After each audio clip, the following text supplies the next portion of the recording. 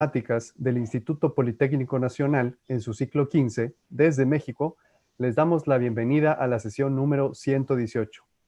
Hoy, 23 de septiembre de 2020, dialogaremos sobre el tema Campus Viviente, un acercamiento desde la perspectiva de modelos y modelación para el aprendizaje en ciencias, ingeniería, tecnología, matemáticas y arte.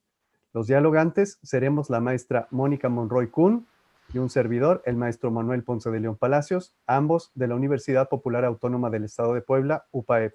Como invitada especial nos acompaña la doctora Guadalupe Carmona Domínguez, de la Universidad de Texas, Estados Unidos, de quien enseguida veremos un video con su semblanza.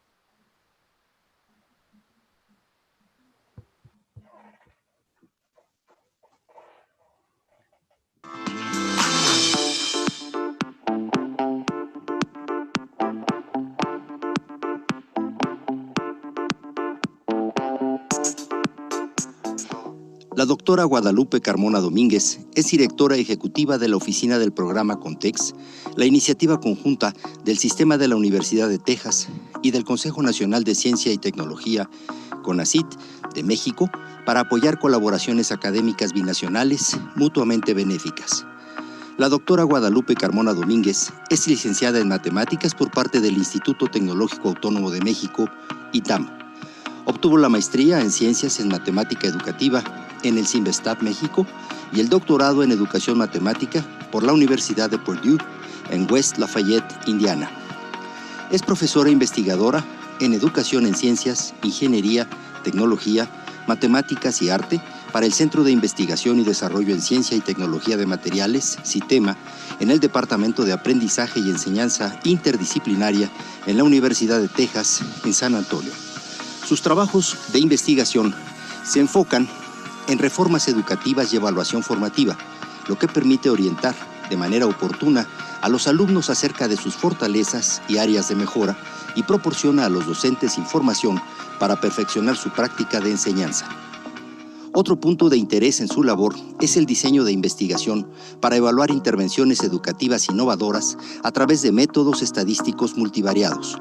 El trabajo de la doctora Carmona ha tenido impacto directo en más de 20,000 estudiantes, 150 profesores y 15 investigadores en Texas y en México. Cuenta con más de 50 publicaciones arbitradas y su trabajo ha sido traducido a diferentes idiomas y editado en México, Estados Unidos, Chile, Costa Rica, Arabia Saudita, Turquía y Grecia.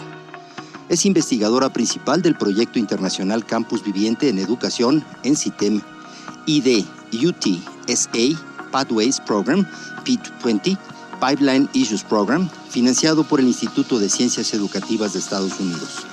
Además, es coinvestigadora de los proyectos Sustainable Support Systems for Student Success, S5, financiado por el Departamento de Educación de Estados Unidos, y Center for Security and Privacy in AIDS, Cloud Computing, financiado por la National Science Foundation. La doctora Guadalupe Carmona Domínguez es también directora del Centro de Investigación Internacional en Educación en CITEM, en la Universidad de Texas.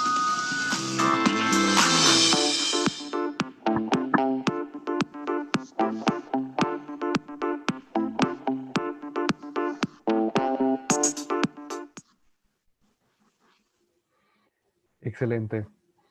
Hola, doctora Guadalupe. Hola, Mónica.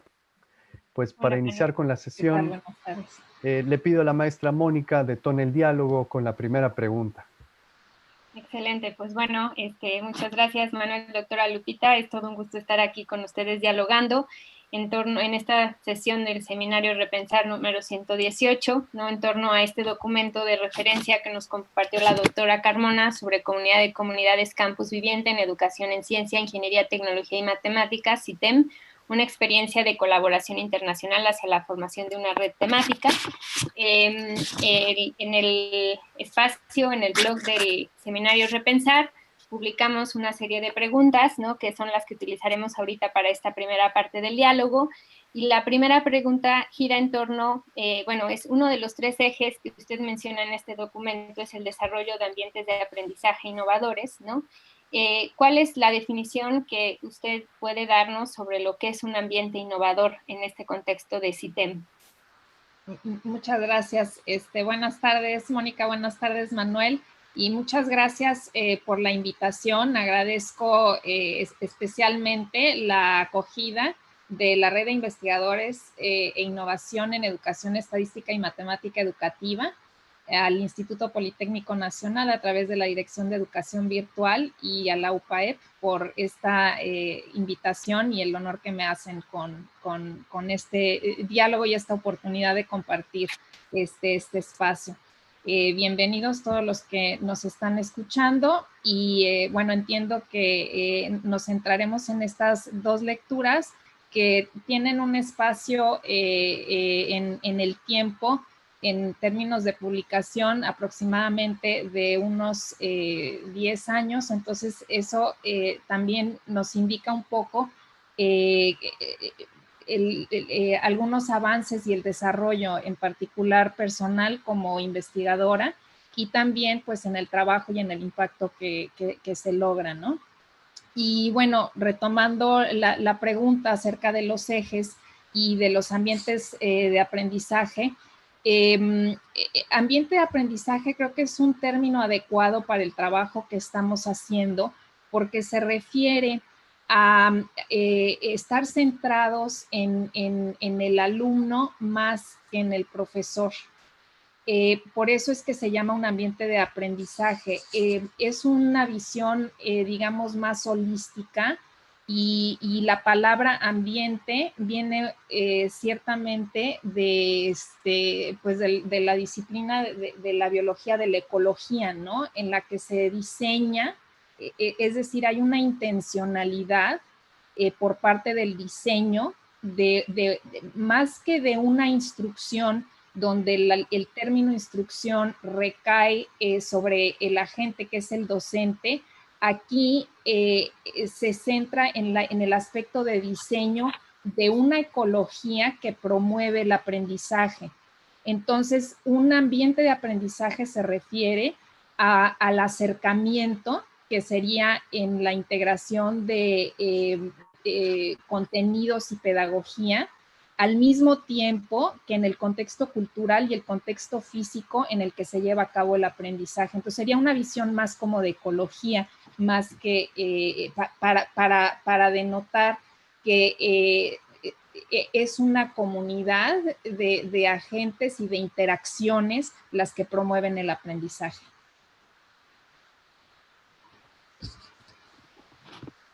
Manuel, entonces, bueno, en ese sentido, a lo mejor creo que esta visión que tiene usted sobre los ambientes de aprendizaje innovadores, por lo que también puedo ver, tiene como esta conexión, no sé si con el término, la acepción de viviente, cuando habla en el documento de campus viviente, y entonces no sé si este concepto también de ambiente de aprendizaje, si inspiró de alguna manera este título y enfoque de esta comunidad, o más bien, ¿qué es por qué lo llamaron como campus viviente o qué lo hace como conocimiento vital, ¿no? Ese es algo como que nos llamó mucho la atención de este, pues, gran proyecto que están implementando ahora sí que en distintas comunidades y pues nos gustaría saber un poquito más por de dónde viene ese concepto.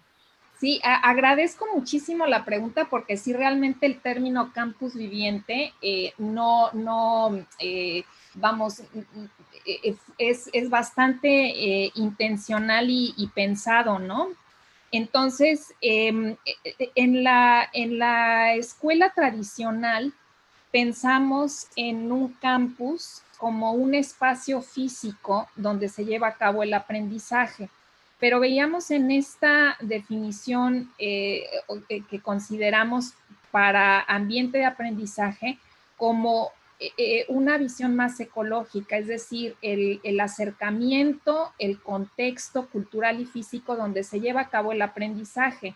Y ciertamente no solo se lleva a cabo en una institución educativa, por así decirlo, en una escuela o en un aula de 4 paredes, sino que realmente el aprendizaje es algo innato del ser humano y hay espacios prácticamente diría yo que cualquier espacio nos podría llevar al aprendizaje, y en el caso de Campus Viviente hay una intencionalidad de un diseño para cerrar esa brecha entre el aprendizaje que se lleva a cabo formalmente, digamos, en un campus educativo y el aprendizaje que se lleva a cabo fuera de ese campus de manera informal, lo cual ejemplos de ello podrían ser espacios explícitamente diseñados para ello, como podría ser un museo quizá o algunas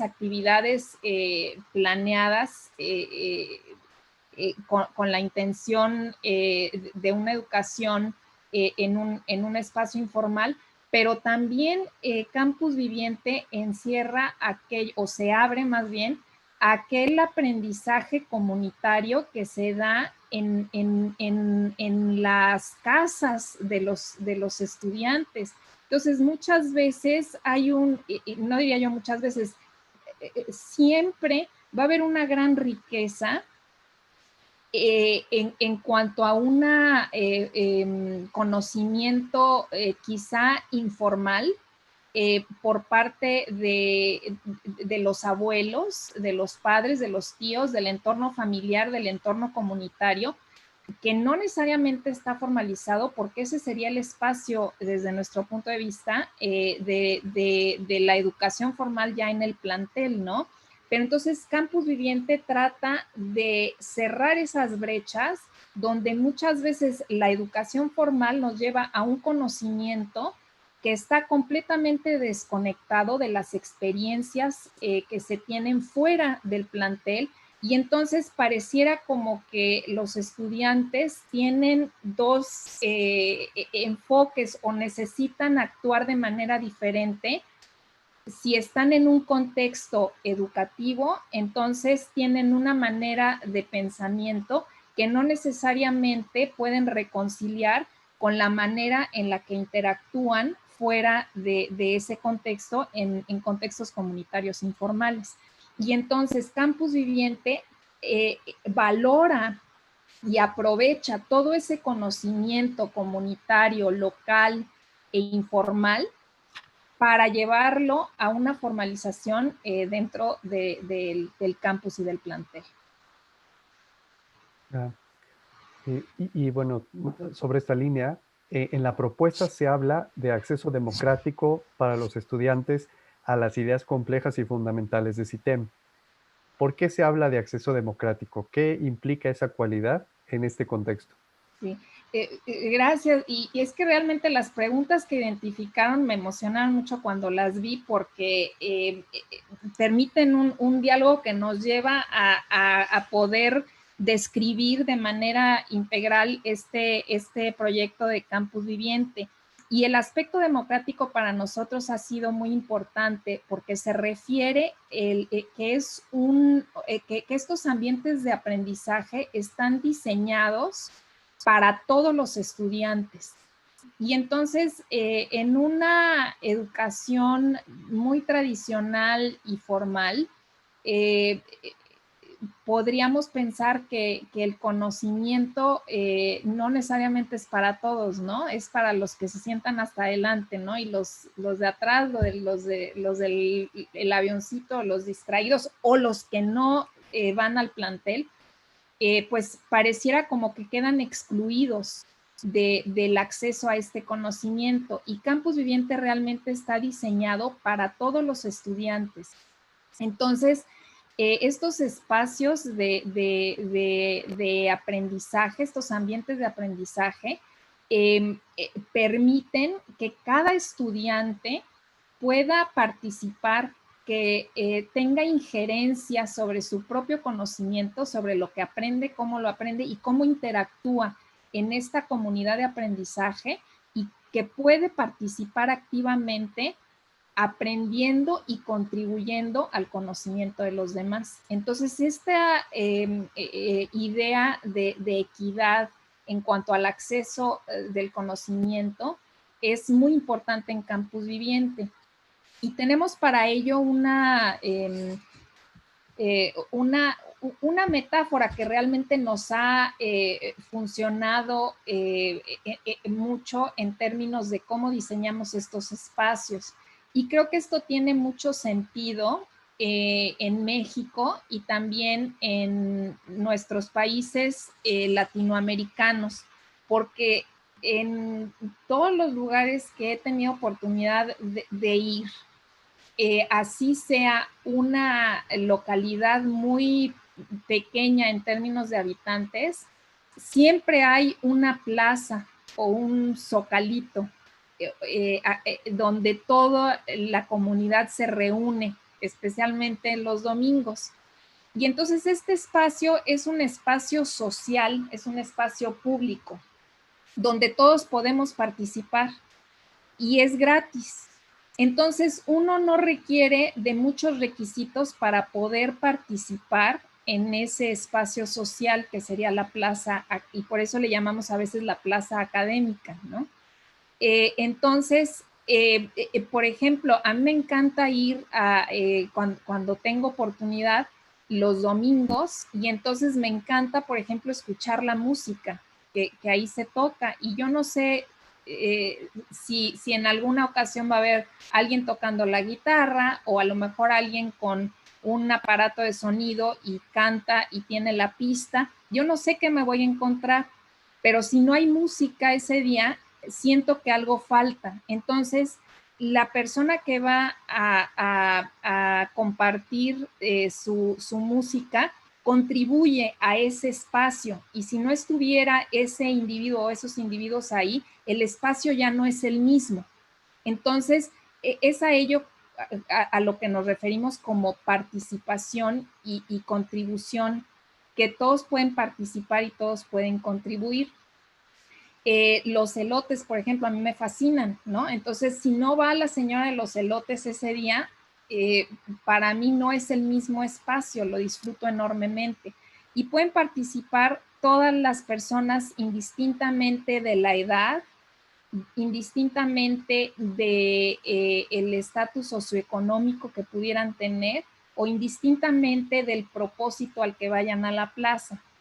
Y entonces, si por ejemplo dijéramos, ahora todos vamos a la plaza porque todos vamos a tocar música, entonces ya no es la plaza o ya no es el Zócalo.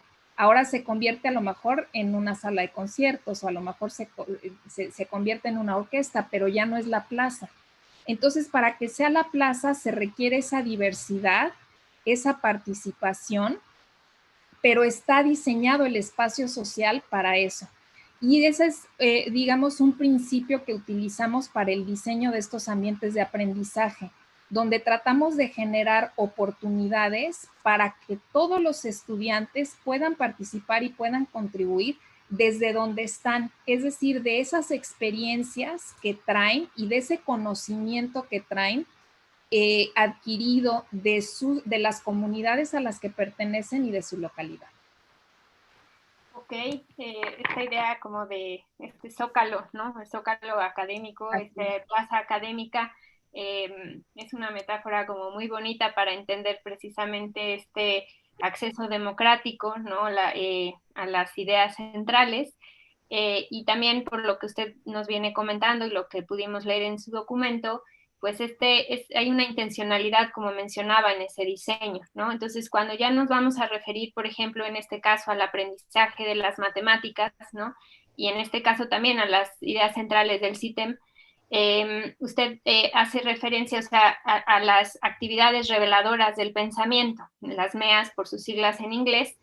Entonces, no sé si usted pudiera como platicarnos un poco más también para que todos los docentes e investigadores que están conectados pudieran comprender qué características tendría que tener este diseño y como intencional a través de este tipo de actividades, y cómo permiten de alguna manera este acceso democrático a las grandes ideas.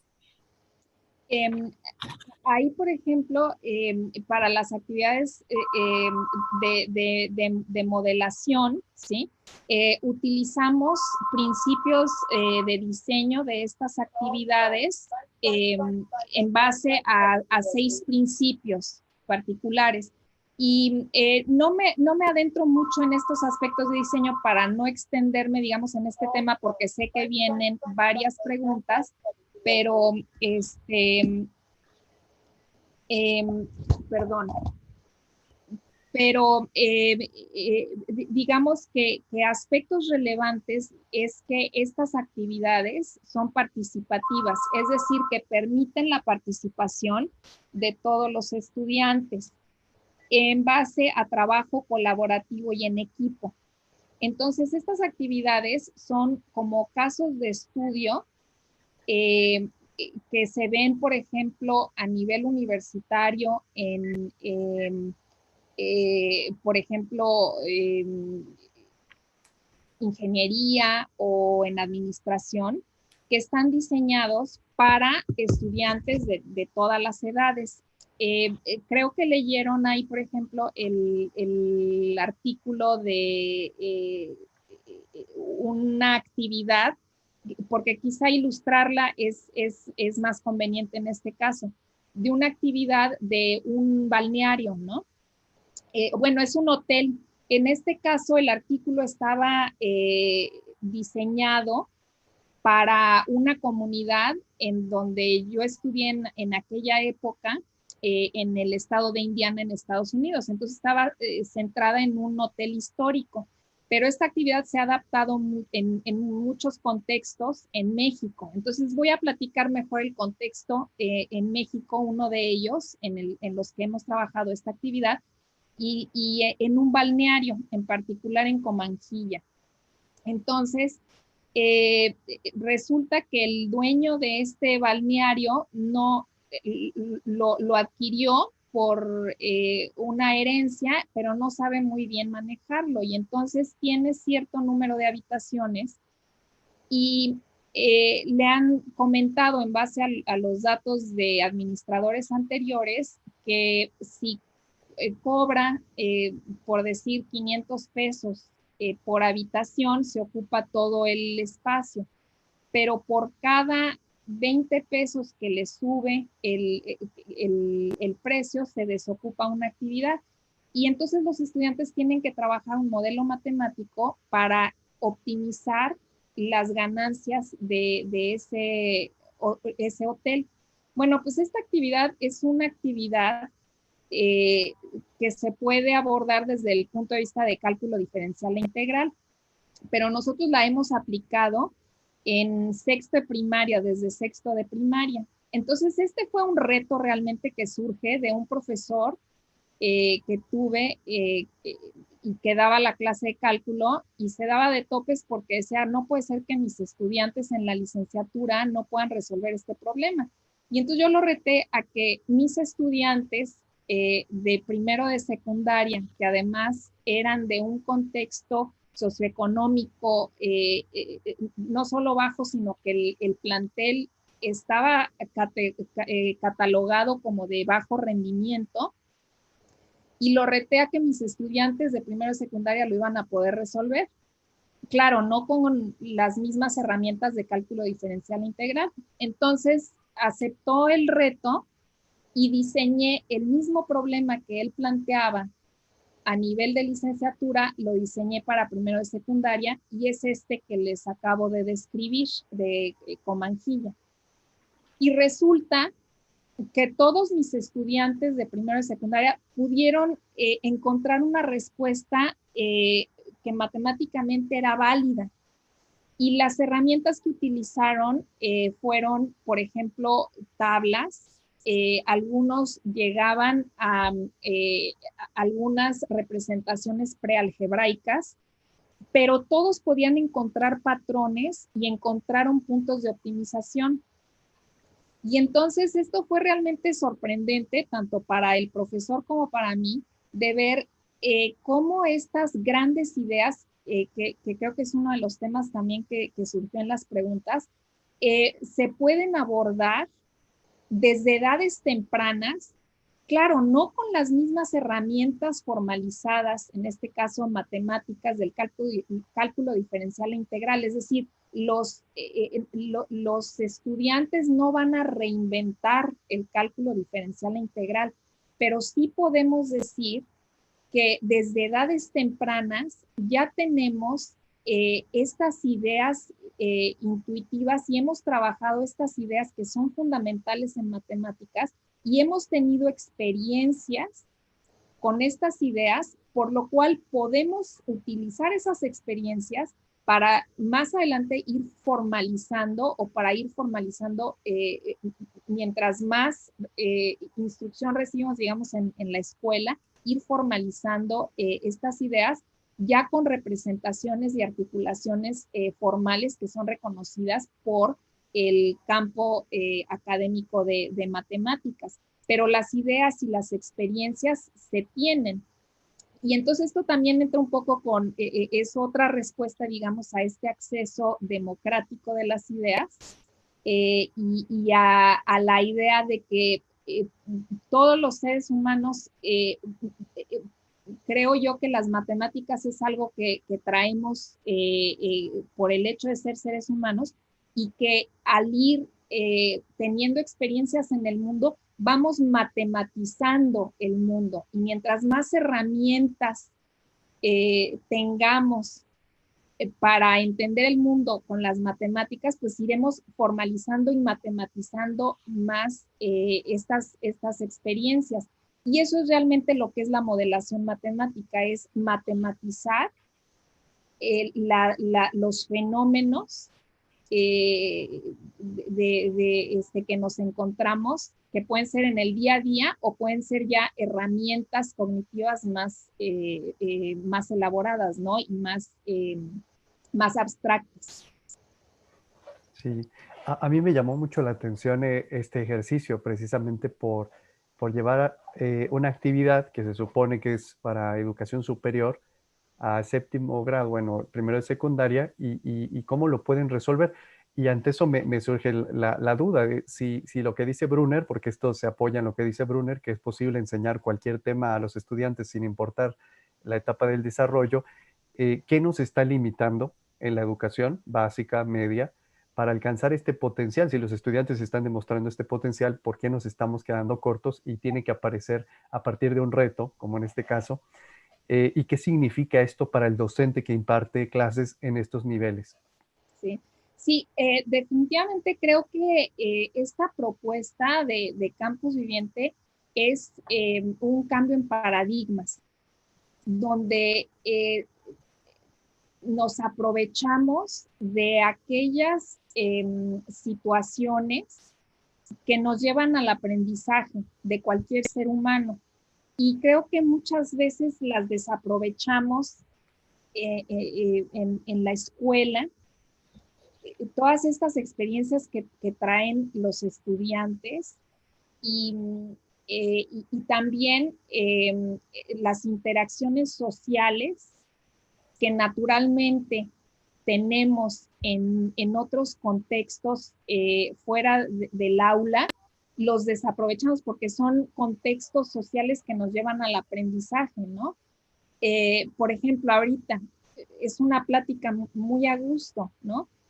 Donde quizás si a mí me hubieran dicho expon el tema, yo hubiera preparado algunas diapositivas y hubiéramos dado un seguimiento lineal a lo que yo quería comunicar y quizá yo hubiera repetido mucho de lo que ustedes ya leyeron en los artículos, porque ciertamente pues hay una alineación entre la presentación y de las ideas que ya quedaron escritas y documentadas en un artículo. En cambio, esta oportunidad de diálogo y de interacción social nos lleva a un aprendizaje mucho más rico. Yo estoy aprendiendo a través de estas preguntas que ustedes plantean y estoy aprendiendo a través de sus comentarios, a través de su formación, muchas cosas que quizá yo no me había dado cuenta y no me había yo percatado a la hora de escribir el artículo o a la hora de generar algunas diapositivas para presentarlo. Bueno, es que los seres humanos somos sociales y aprendemos en entornos sociales, pero ¿cuántas veces en la escuela no nos han dicho, no voltees a ver a tu compañero, no hables, no digas, no copies, todo céntralo en tu escritorio y no voltees a ver a menos que veas al frente al pizarrón, ¿no? ¿Cuántas veces nos han dicho eso? Entonces, son prácticas que nos van limitando las herramientas cognitivas que tenemos naturalmente por ser seres humanos. Y entonces el diseño de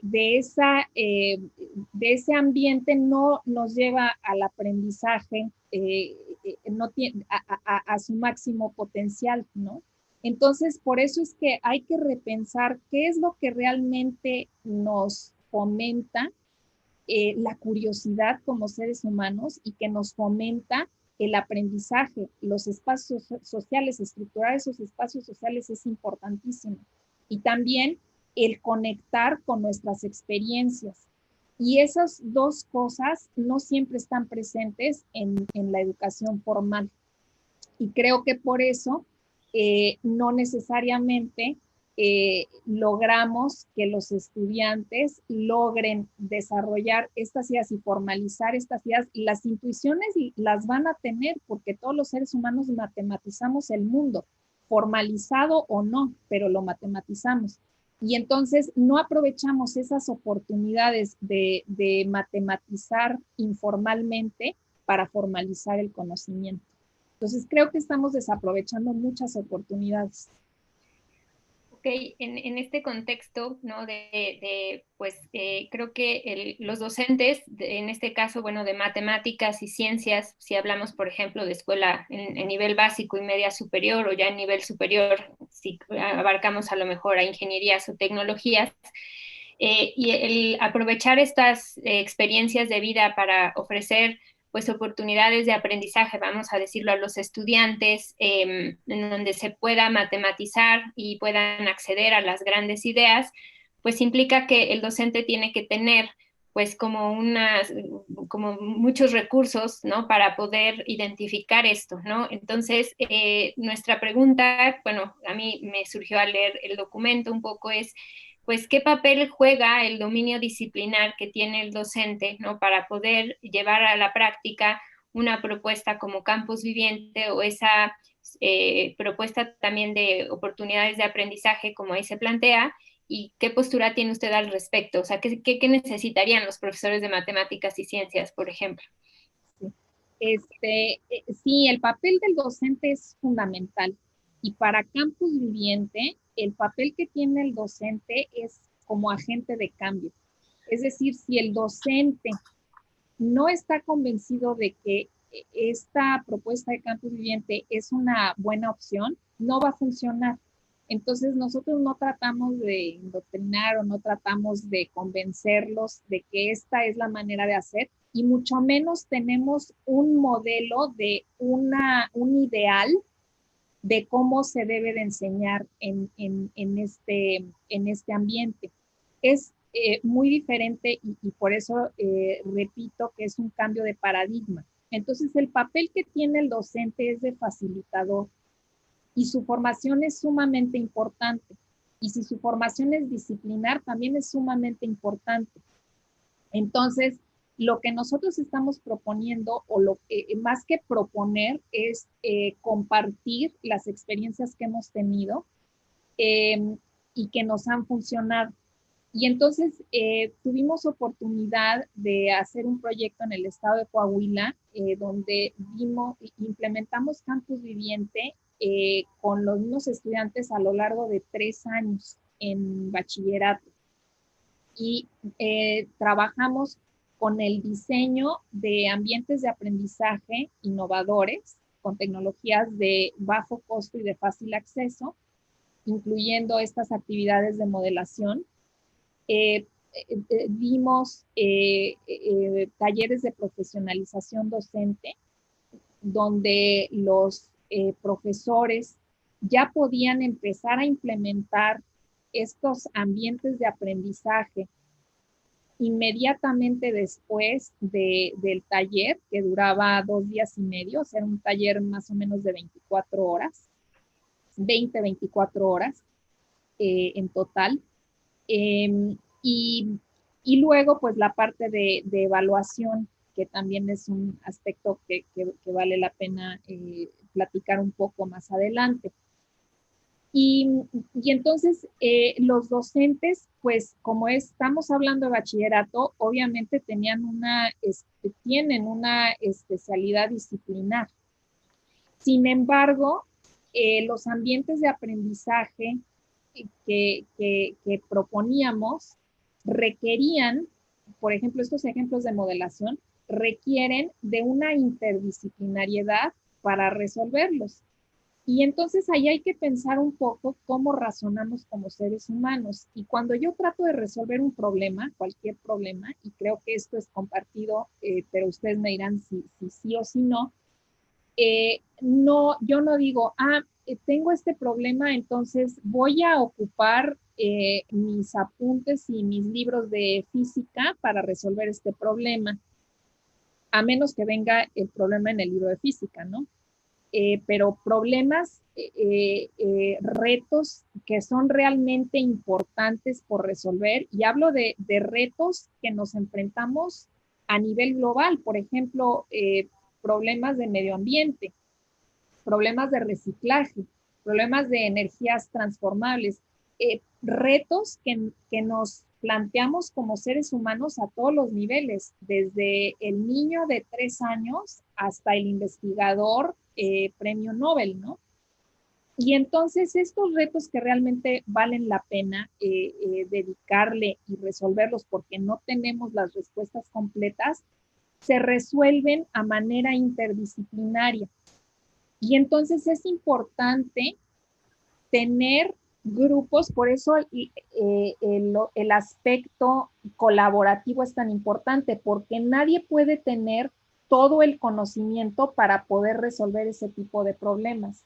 Necesitamos trabajarlos en comunidad para poder proponer soluciones que realmente aborden aspectos importantes de esta problemática. Y entonces, si hay conocimiento disciplinar de un individuo, va a contribuir enormemente ese conocimiento, pero necesita interactuar con gente que tiene también el conocimiento en otras disciplinas distintas. Y de alguna manera tienen que llegar a comunicarse con conocimiento común. Entonces, en este caso, trabajando en bachillerato, trabajamos con docentes ofreciendo los talleres que involucraban a los docentes en cualquier disciplina. Es decir, la invitación se hacía o se hizo con profesores de matemáticas, de física, de biología, de química, de computación, de inglés, de español, de civismo, es decir, de diferentes disciplinas, y quien quisiera participar, participaba. Inicialmente la convocatoria se hizo para docentes de matemáticas, ciencia y tecnología, pero a la hora de que los estudiantes empezaban a trabajar en resolver estos retos a manera interdisciplinaria con estas disciplinas, profesores de otras disciplinas se dieron cuenta que había gran ganancia en involucrarse también en estos esfuerzos. Por ejemplo, los maestros de español se dieron cuenta que los estudiantes podían aprender recursos de retórica o de redacción a la hora de ir presentando estas soluciones. Los maestros de inglés se dieron cuenta que también podían aprovechar a profundizar más en temas de inglés, porque los estudiantes podían tener acceso a páginas de internet donde requirieran el conocimiento en esta disciplina. Y entonces se empezaron a formar equipos interdisciplinarios de manera natural, no porque nosotros les dijimos, vengan y ahora todos van a trabajar juntos. No fue una propuesta que viniera de nosotros, sino que fue una necesidad que surgió de el trabajo que se estaba haciendo, y de que todos estos profesores vieron una oportunidad para que los estudiantes aprendieran de manera más significativa y más profunda los contenidos de su propia disciplina. Entonces, no cambiamos nosotros en ningún momento el currículo, sino que más bien identificamos esas grandes ideas a lo largo del currículo a manera transversal. Entonces, eso sí, hicimos un análisis muy cuidadoso de los 3 años de bachillerato en diferentes materias para identificar cuáles eran estas grandes ideas, que no son muchas, pero sí son fundamentales. Y entonces le apostamos a trabajar de manera más significativa y más profunda el aprendizaje y el conocimiento en estas grandes ideas. Perfecto. Y aprovechando que salió el tema, porque esto también era una inquietud que está en el foro y que teníamos nosotros, era hablar un poquito más sobre las ideas fundamentales en CITEM y cómo se determinan esas ideas fundamentales de cada campo disciplinar. ¿Sí? Ahí quizá me gustaría compartir una diapositiva, yo no sé si sea posible. ¿Se está viendo o no? No, todavía no. No. En el botón de abajo de compartir pantalla, tal vez. A ver, aquí ya.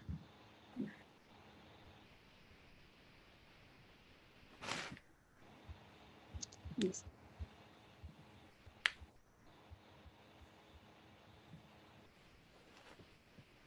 Ahí estamos viendo todas sus diapositivas. Ah, perfecto, ahí está. ¿Sí? Entonces, aquí, por ejemplo, vemos que esto es a nivel de bachillerato y entonces estas son las disciplinas. Entonces, trabajamos matemáticas, español, lengua extranjera, biología, química, física, historia y geografía. Y los ejes transversales, ¿sí? Entonces, autorregulación, comunicación, pensamiento crítico, aprendizaje autónomo, trabajo en equipo, competencias cívicas y éticas y mecanismos de apoyo. Y entonces hicimos un análisis cuidadoso para cada uno de estas disciplinas y entonces de qué manera había puntos de convergencia en este análisis transversal de las grandes ideas. Entonces, bueno, sé que la letra está un poco pequeña, pero simplemente quería yo, a manera ilustrativa, compartir que se hizo un análisis cuidadoso y en conjunto, es decir, colaborativo, de identificar estas grandes ideas. Pero pongo un ejemplo referido al artículo que se leyó, ¿no? Entonces, por ejemplo, los estudiantes en primero de secundaria ciertamente no tenían las herramientas del cálculo diferencial e integral para a resolver el problema de optimización. Sin embargo, tenían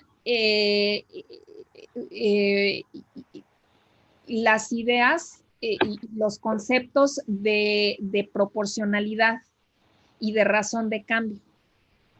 Y estos son ideas fundamentales para entender el cálculo diferencial integral. Entonces, ellos pudieron usar esas herramientas de proporcionalidad y de razón y proporción para resolver el problema de optimización con esas herramientas. Entonces, nosotros podemos pensar que la proporcionalidad y razón de cambio son ideas fundamentales. Tuvimos en una ocasión un taller con cerca de 100 profesores en Quintana Roo, en la Universidad de Quintana Roo, que venían desde primaria hasta educación superior. Había profesores de ingeniería y también profesores, por ejemplo, de institutos técnicos, ¿no? Y entonces hicimos el ejercicio de plantearnos cuáles eran esas grandes ideas y proporcionalidad fue una de ellas. Entonces, proporcionalidad es una idea que se trabaja desde primaria y se va profundizando y es una idea fundamental para entender cualquier ingeniería y para entender cualquier carrera de CITEM, que por cierto yo uso las siglas de CITEM o CITEMA como Ciencia, Ingeniería, Tecnología y Matemáticas y Arte. A diferencia del término, aquí voy a hacer mi comercial, del término que se usa de STEM, y me da mucha tristeza que en México y en Latinoamérica y en los países de habla hispana se usa el término STEM, porque en español podríamos utilizar las siglas CITEM o CITEMA para referirnos a estas disciplinas o a la integración de estas disciplinas. Bueno, ya cierro paréntesis de mi comercial. Pero aquí vemos, ¿no? Lo importante que es esta integración de las ideas y que van de la mano con nuestro lenguaje, ¿no? Y el uso correcto del lenguaje en el idioma en el que lo hablamos. Y entonces, pues, viene integrado el conocimiento. Entonces, bueno, ideas fundamentales, proporcionalidad definitivamente es una de ellas, y eso a manera de ejemplo, ¿no? Bueno, pues es momento de pasar a la segunda parte de nuestra sesión. Ya es la hora, estamos precisos en el tiempo, en la que abordaremos las preguntas del foro. Les comento un poco sobre el proceso. La maestra Mónica y yo hicimos una síntesis a partir de las preguntas que encontramos hasta ese momento en el foro, tratando de agruparlas en temáticas y estructurarlas. En este espacio abordaremos tantas como nos dé el tiempo. De cualquier forma, les recordamos que de acuerdo con la dinámica del seminario, la doctora Carmona estará atenta al foro y tendrá oportunidad de responder a más preguntas de forma escrita. De hecho, la temática de evaluación está contenida, pues así nos interesa mucho abordarla. Y bueno, pues comenzaría yo, de acuerdo a lo que nosotros extrajimos del foro, y para entrar en materia que justamente está pendiente, es qué métodos y herramientas de observación se utilizaron en la evaluación del proyecto de campus viviente. Y sobre todo nos llamó mucho la atención la aparición del concepto evaluación formativa como una de las herramientas para hacerlo. Muy bien. Sí, la parte de evaluación es, digamos, el tercer eje que para describir el programa de campus viviente. Y entonces el acercamiento que tenemos, pues también es un cambio de paradigma a nivel de evaluación. Entonces hablábamos de estas actividades de modelación que los estudiantes resuelven en equipos, escribiendo, por ejemplo, una carta a una persona identificada en ese contexto, donde le explican cómo resolver el problema. Entonces, en esta carta, los estudiantes están documentando su conocimiento, y la documentación es un aspecto súper importante para la evaluación, porque ahora sabemos, ¿no?, que es importante la evaluación a través de evidencias. Entonces, una visión para mejorar nuestras prácticas de evaluación del conocimiento de los estudiantes se centran en generar mejores evidencias para que reflejen esa complejidad del conocimiento de los estudiantes. Y las actividades de modelación, que también les llamamos actividades reveladoras de pensamiento, o hay quien en la literatura también le llama actividades provocadoras de pensamiento, son precisamente eso, o detonadoras de pensamiento. Es que detonan el pensamiento, pero también lo documentan. Y entonces, digamos que en una evaluación tradicional con respuestas de opción múltiple, hay más limitaciones sobre las evidencias que se generan sobre si el estudiante aprendió o no el conocimiento. Es decir, podemos evaluar si el estudiante acertó o no acertó la respuesta, pero eso implica que hay una probabilidad de que pudo haber adivinado la respuesta y no necesariamente que obtuvo el conocimiento. O puede ser que tuvo un error distinto al concepto que se quería evaluar, y entonces obtuvo la respuesta incorrecta, pero no por las razones de que no sabía eso que se quería evaluar. En cambio, con las actividades detonadoras de pensamiento hay evidencias sobre esa complejidad del conocimiento, y esto es a nivel individual y a nivel local o también a nivel de grupo. Entonces ahora el docente va a tener mucho más riqueza, mucho más evidencia de ese conocimiento.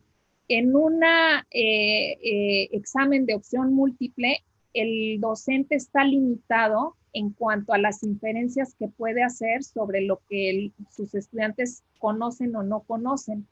En cambio, ahora con este tipo de actividades, el docente tiene demasiada información y el problema sería opuesto, sería, ahora, ¿qué hace con tanta información sobre el pensamiento de los estudiantes? Y entonces, en este cambio de paradigma, el docente, su papel también es observar y analizar e interpretar el conocimiento de los estudiantes para dar retroalimentación oportuna, que eso es muy importante y es un aspecto muy, muy importante en el aprendizaje de los estudiantes, pero también para conocer más sobre lo que sus estudiantes saben y no saben, para poder planear mejor la instrucción a futuro.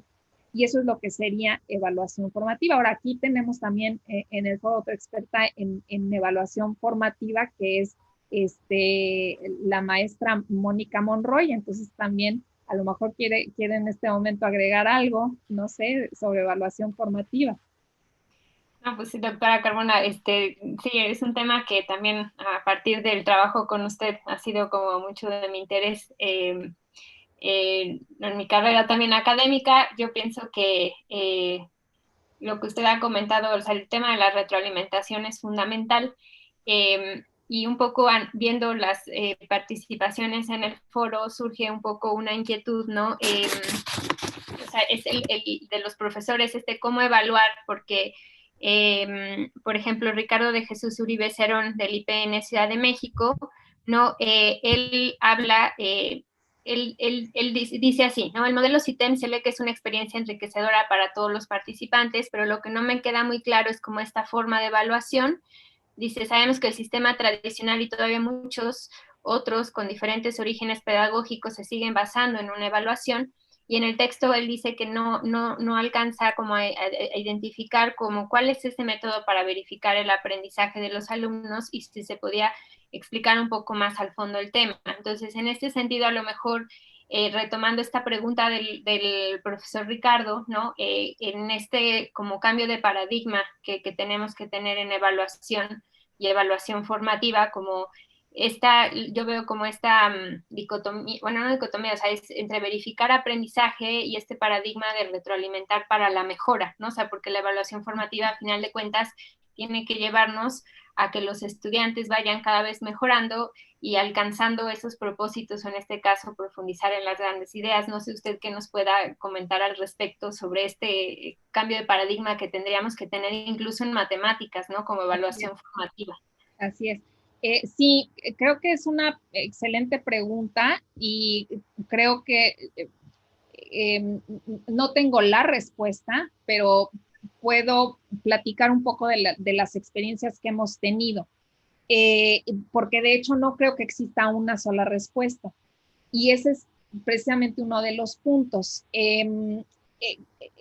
Lo primero que hay que identificar en términos de evaluación es qué se quiere evaluar y cuál es el propósito de la evaluación.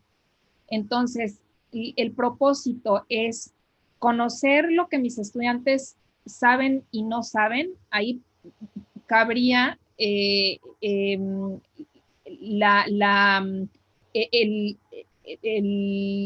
acercamiento de la evaluación formativa. Quiero saber, por ejemplo, qué aprendieron mis estudiantes de la unidad que enseñé la semana pasada, o quiero saber qué saben los estudiantes de todo el año de matemáticas de quinto de primaria. Y entonces ahí o sea, hay que identificar bien cuál es el propósito, porque, y yo me incluyo, por ejemplo, cuando hablé en la intervención anterior sobre evaluación, no identifiqué necesariamente el propósito, y creo que es lo más importante y lo primero que hay que hacer. porque a veces hablamos de evaluación, evaluación, evaluación, como si todas las evaluaciones fueran lo mismo o sirvieran para lo mismo y no es el caso.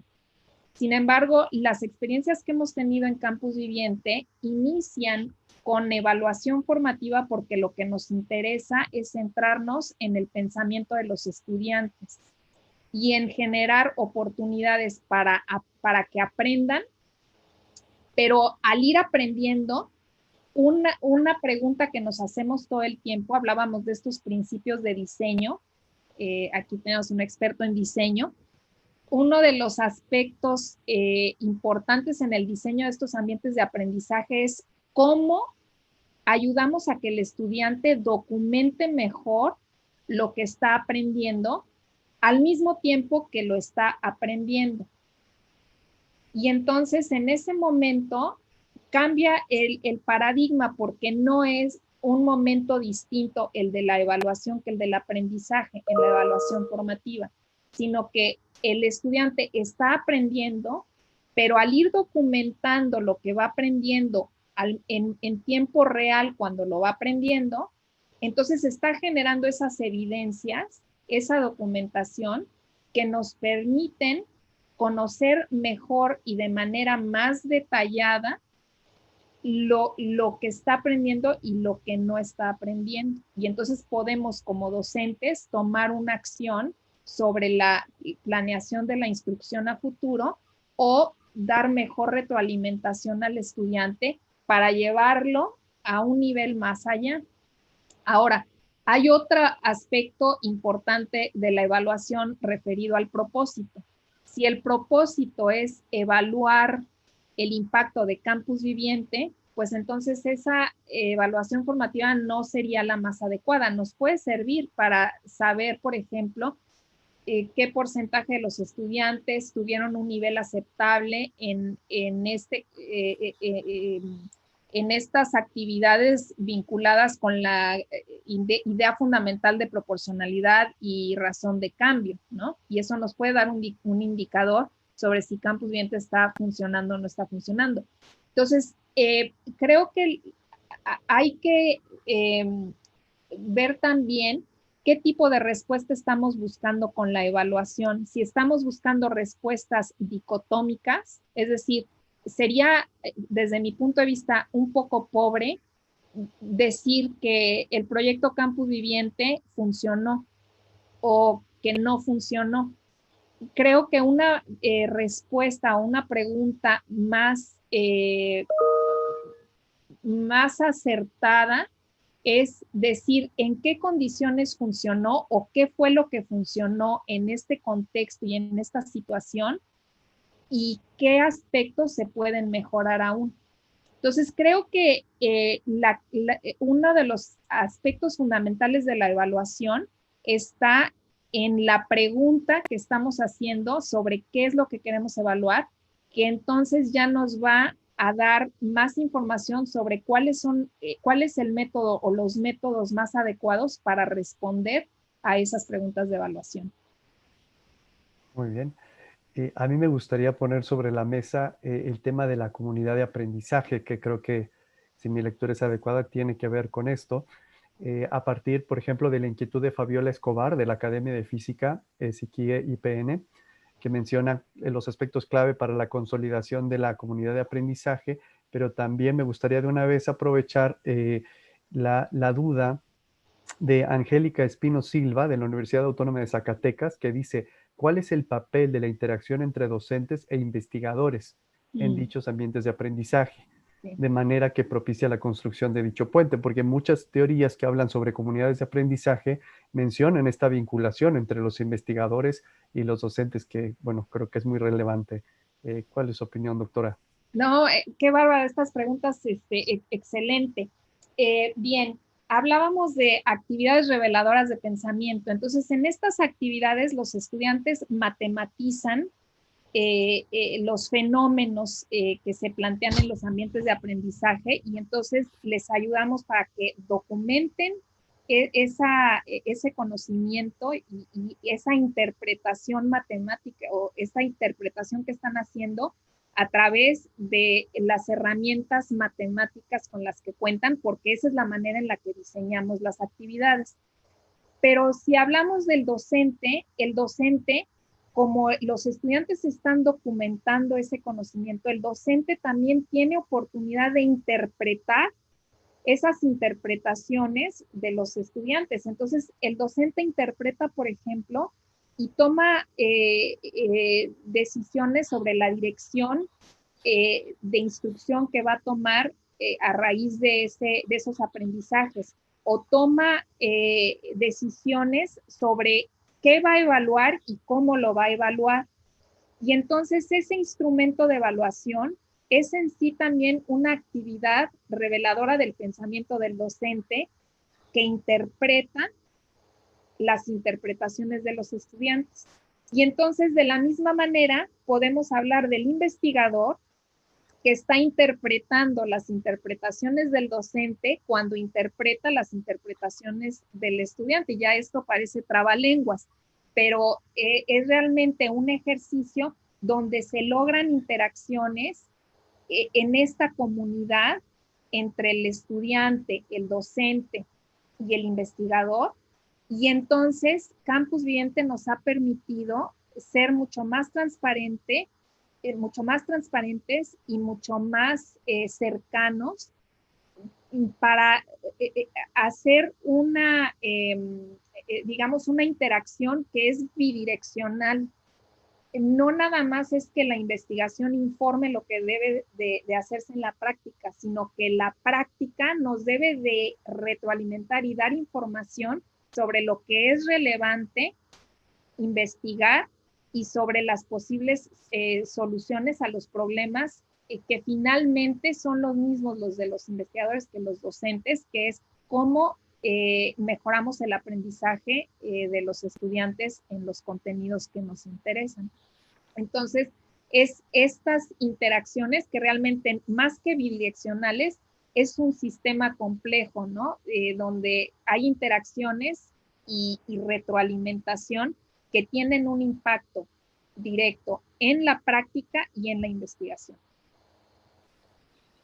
Ok, un poco también para ahondar en este concepto que a mí me parece también muy importante de cómo Campus Viviente a lo largo de pues, estos años que usted lleva como dirigiendo también este proyecto, cómo se han conformado estas comunidades e interactúan, porque en esa complejidad vemos pues que son grupos en universidades, cuerpos académicos, pero que también interactúan con docentes en escuelas y estudiantes y etcétera. En ese sentido, Fabiola Escobar, también de la Academia de Física del SQIPN, ella pregunta que, o sea, para usted, ¿cuál fue la clave como para que se vaya consolidando esta comunidad de campus viviente, ¿no? Y usted menciona, ¿no? Ella comenta que es una propuesta sustentable, ¿no? Entonces, ¿a qué se refiere con esto? Y qué nos podría decir sobre cómo se ha ido consolidando esta comunidad de comunidades. También gracias por la pregunta, porque me da oportunidad de reconocer el trabajo de mis colegas y de las otras comunidades de Campus Viviente. Entonces, aquí me toca presentar, pero realmente detrás de esta presentación, pues hay un gran grupo de colegas, de investigadores, de administrativos, líderes educativos, estudiantes, padres de familia y demás, ¿no? O sea, somos realmente una comunidad. Y entonces, Campus Viviente es realmente una comunidad de comunidades y es orgánica. Es decir, hacemos o nos reconocemos como una comunidad orgánica donde tenemos como reglas muy simples, pero que llevan a cabo un gran sistema complejo. Y entonces compartimos, por ejemplo, esta idea de la democratización, esta idea de la calidad educativa, esta idea de la cobertura y el alcance para todos los estudiantes y todas las comunidades. Pero realmente Campus Viviente se puede lograr en una entidad escolar, es decir, en un plantel. Si se tienen esos vínculos con la comunidad local, ahí puede existir campus viviente. Pero nos hemos percatado que como comunidad podemos ser más fuertes y podemos tener un impacto mayor. Y entonces es a raíz de eso que se forman vínculos institucionales. Y entonces el vínculo institucional ayuda a formalizar, digamos, la relación que existe, pero realmente la interacción y la relación es orgánica completamente. Entonces, es como una, como si pensamos un poco en reformas educativas, que en ocasiones se genera un documento y a ese documento se le llama la reforma educativa y entonces toca a los diferentes agentes educativos, incluyendo a los docentes, interpretar ese documento para interpretar cómo se podría llevar a cabo en el aula. Y el acercamiento de Campus Viviente es exactamente en sentido opuesto. Parte de entender a través de la investigación cómo es que aprenden los estudiantes en entornos formales e informales, cómo se cierra esa brecha entre esos espacios y cómo podemos hacer uso de ese conocimiento y de esas experiencias que localmente traen los estudiantes al salón de clases y que podemos aprovechar para formalizar ese conocimiento a través de resolver retos que nos interesan, no solo a nivel local, sino a nivel global. Y es ahí donde se forma la comunidad, cuando tenemos intereses que son locales, es decir, las experiencias locales sirven a nivel global porque el problema nos compete a todos y nos interesa a todos. Entonces, es bien orgánico cómo nace y desde dónde nace Campus Viviente, pero las instituciones sirven de mucho porque si las instituciones ven que este es un camino y una vía para lograr esas transformaciones en el salón de clase, entonces estos vínculos y esta formalización institucional ayuda mucho porque entonces se pueden apoyar con recursos y con infraestructura que permiten que esto sea un programa sustentable. Bien, y hablando ya de la comunidad y de este proyecto que me parece muy interesante, existía la inquietud en el foro incluso de cómo se puede un docente o investigador vincular con el proyecto de Campus Viviente, o si un docente quiere participar en un taller de profesionalización o si un investigador se quiere vincular con el proyecto, ¿cómo podrían hacerlo? Bueno, afortunadamente somos una comunidad de comunidades, entonces en el artículo ustedes pueden leer que hay comunidades que ya están trabajando y que siguen trabajando en ciertos estados.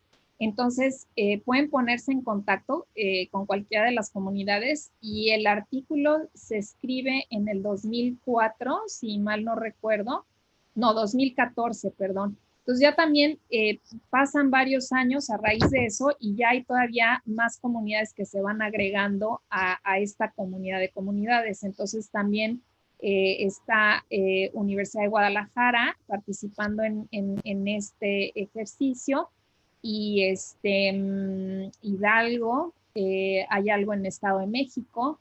Entonces, bueno, pónganse en contacto y con mucho gusto los vinculamos con alguna comunidad Campus Viviente para que puedan recibir el apoyo. Y es importante que esto se haga a nivel local porque hay problemáticas a nivel local que se abordan dentro del currículo. Entonces, por ejemplo, retomo el ejercicio en Coahuila, que participamos en comunidades donde la mayor parte de los padres de familia, por ejemplo, trabajaban en el sector minero y entonces gran parte de las actividades en CITEM, Ciencia, Ingeniería, Tecnología y Matemáticas, se centraron en contextos mineros Y entonces era una gran riqueza porque los estudiantes llegaban a su casa y podían platicar con los abuelos, con los padres de familia, con los tíos, con el vecino. Y entonces esas experiencias de su comunidad las retomaban y las vinculaban a lo que estaban viendo en la escuela, y entonces luego iban de visitas a algunas grutas y demás. Y entonces ha sido un aprendizaje realmente integral en diferentes contextos y donde se aprovecha el conocimiento que se tiene localmente en las comunidades para profundizar conceptos que son globalmente relevantes. Ok, yo quisiera poner sobre la mesa, porque en el documento que nos compartió usted se habla también como, bueno, yo identifico como la tecnología también como un elemento importante para que los estudiantes puedan acceder a estas grandes ideas en CITEM. Y en este sentido, Domingo Márquez Ortega de la FES Cuautitlán de la UNAM, él pregunta en este sentido de los recursos tecnológicos, ¿no?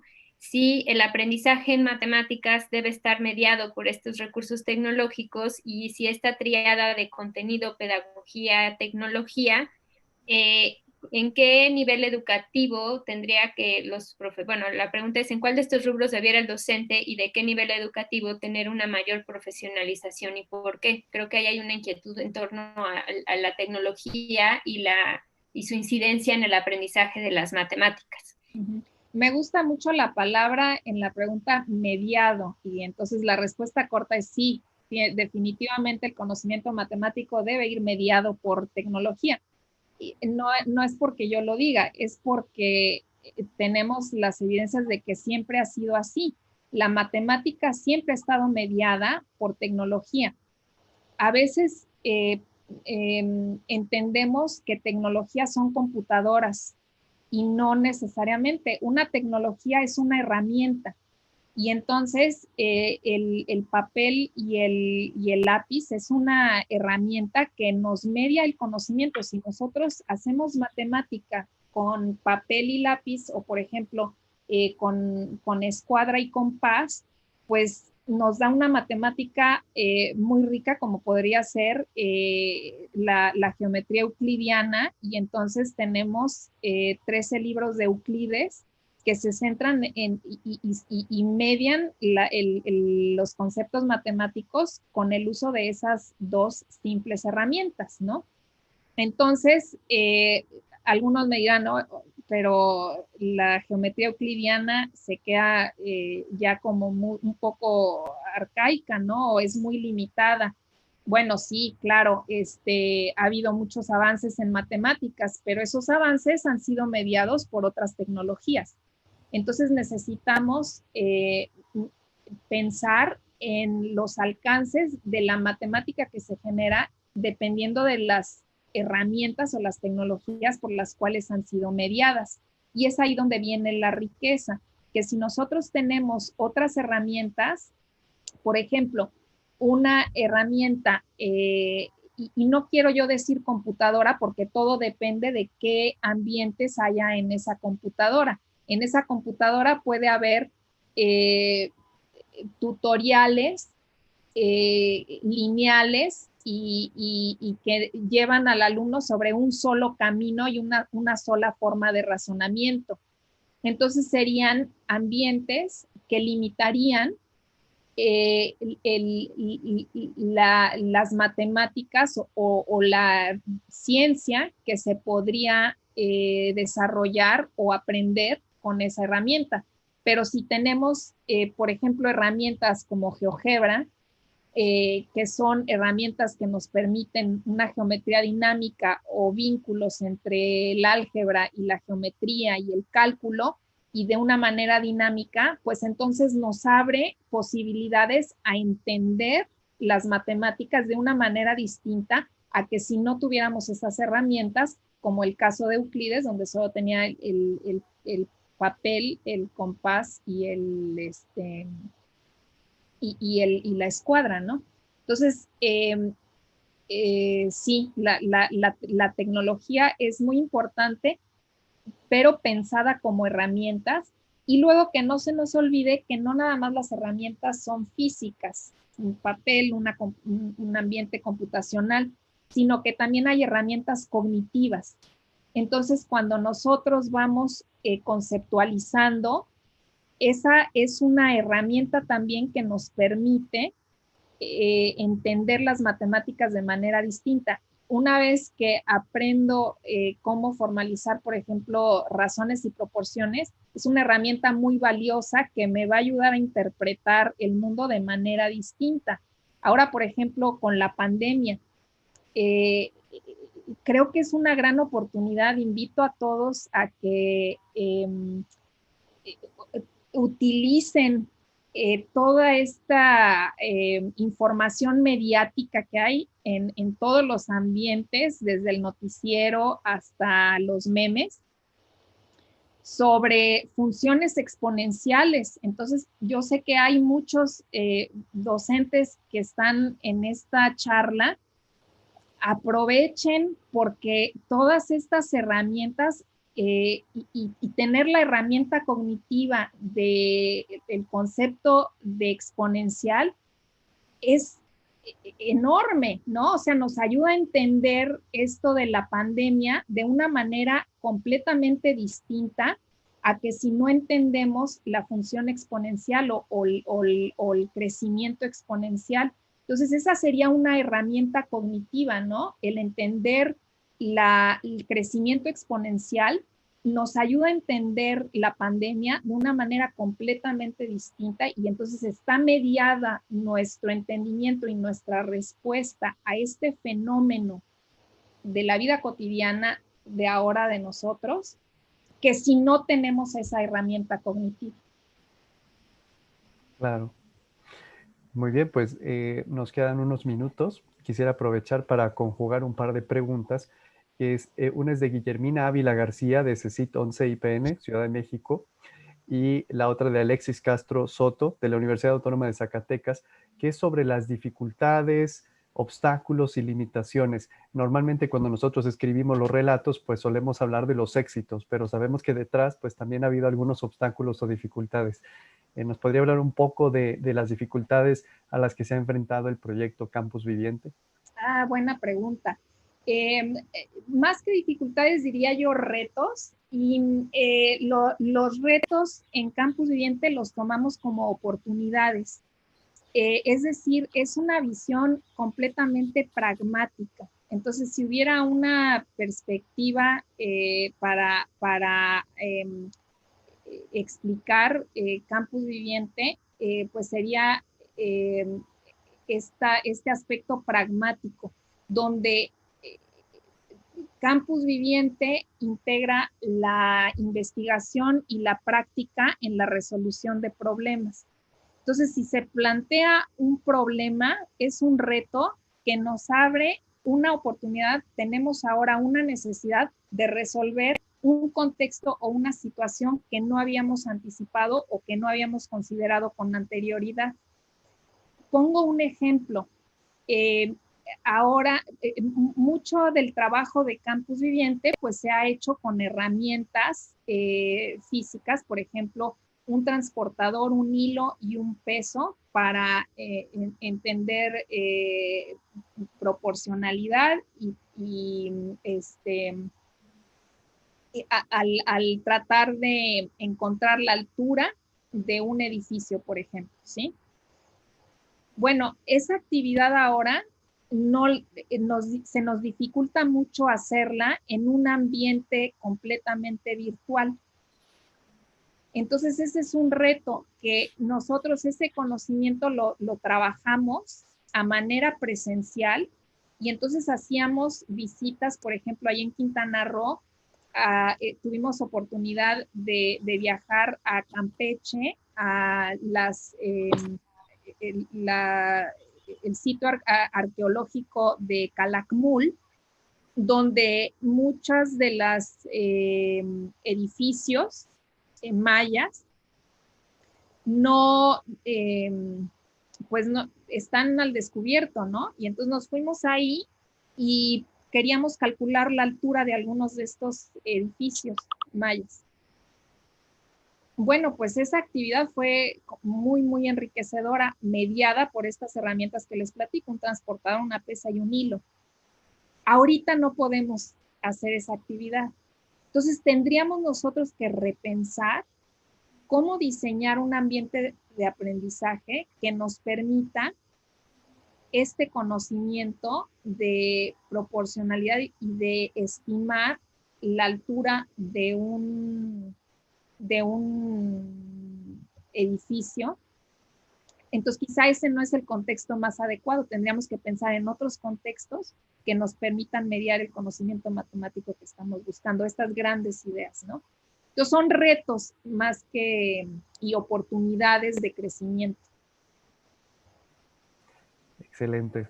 Pues así llegamos nos vamos acercando al cierre de nuestra interesante y enriquecedora sesión de diálogo.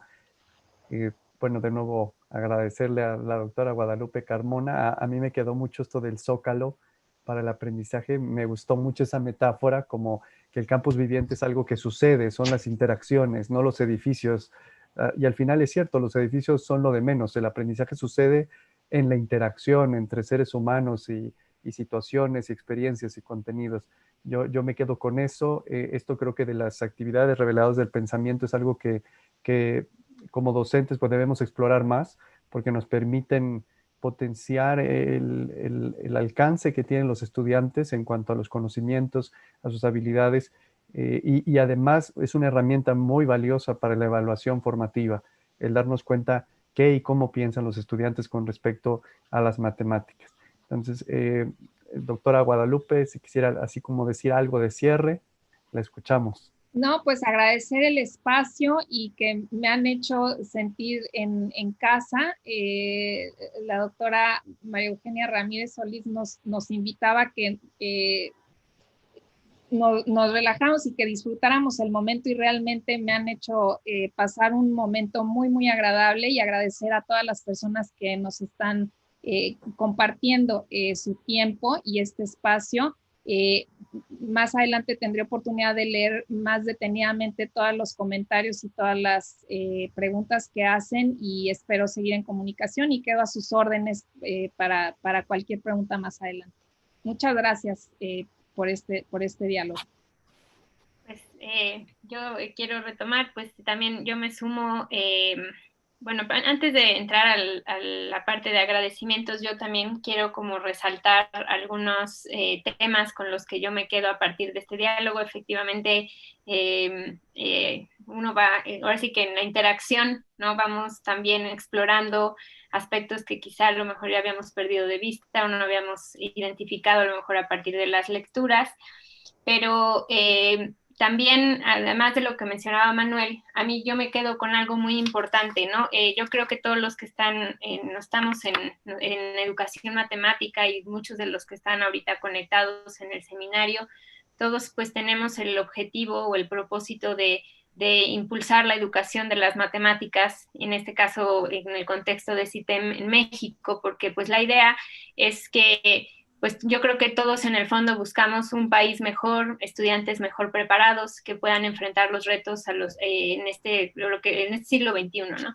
Entonces, en esta pues intención de querer como mejorar, muchas veces pensamos que tenemos que estar como trabajar en aislado. Muchas veces trabajamos de forma aislada, quizá a lo mejor con el docente que tenemos a un lado, incluso al interior de las escuelas o las universidades. Muchas veces ese trabajo colaborativo se dificulta, ¿no? Entonces, yo con lo que me quedo es que muchas veces, si queremos realmente avanzar como hacia una mejor educación matemática en el país, ¿no?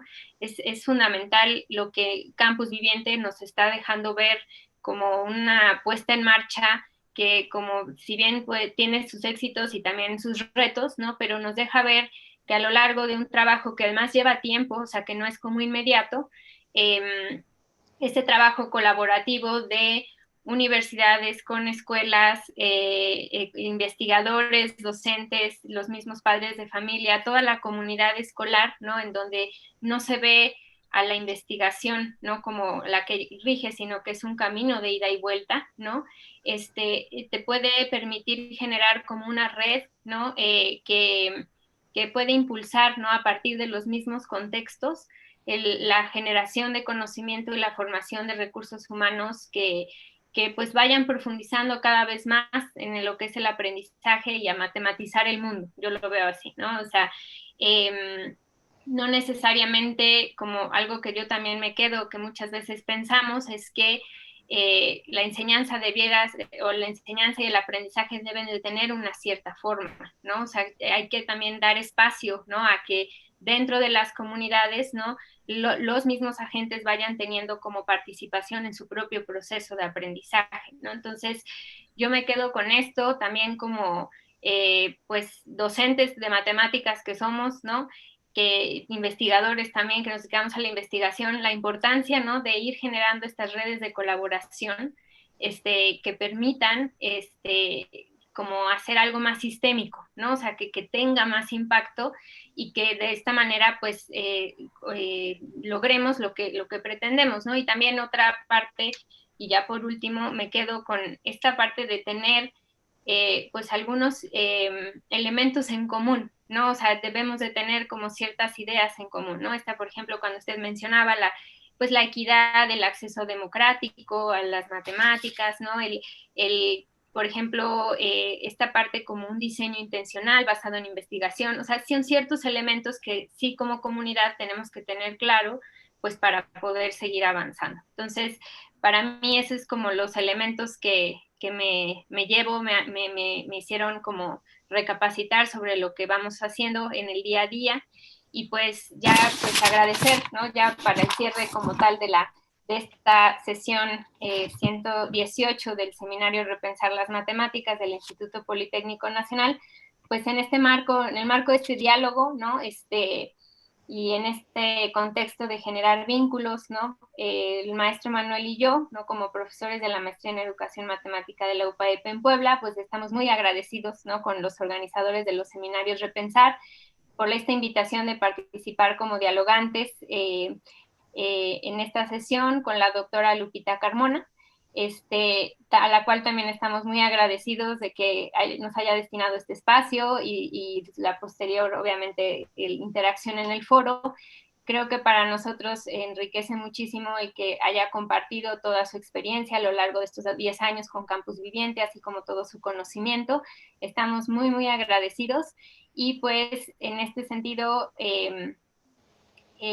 vamos a dar cierre ya como tal a esta transmisión. Mandamos muchos saludos a todos los docentes e investigadores, ¿no? que forman parte de esta comunidad del seminario Repensar las Matemáticas, y a todos aquellos también que se conectaron a través de la transmisión en vivo desde distintos países, porque tenemos aproximadamente, el seminario tiene como más o menos 100 participantes que vienen desde países como México, Colombia, Chile, Venezuela, incluso están desde España siguiendo este seminario. Pues les mandamos muchos saludos. Y pues no olviden también participar en la sesión 119 titulada El currículo digital en matemáticas con el doctor Fidel Oteiza, que se llevará a cabo el 7 de octubre. Les mandamos muchos saludos a todos y pues también desde Puebla, México. Muchas gracias, gracias a todos. Guadalupe, Mónica, muchas gracias.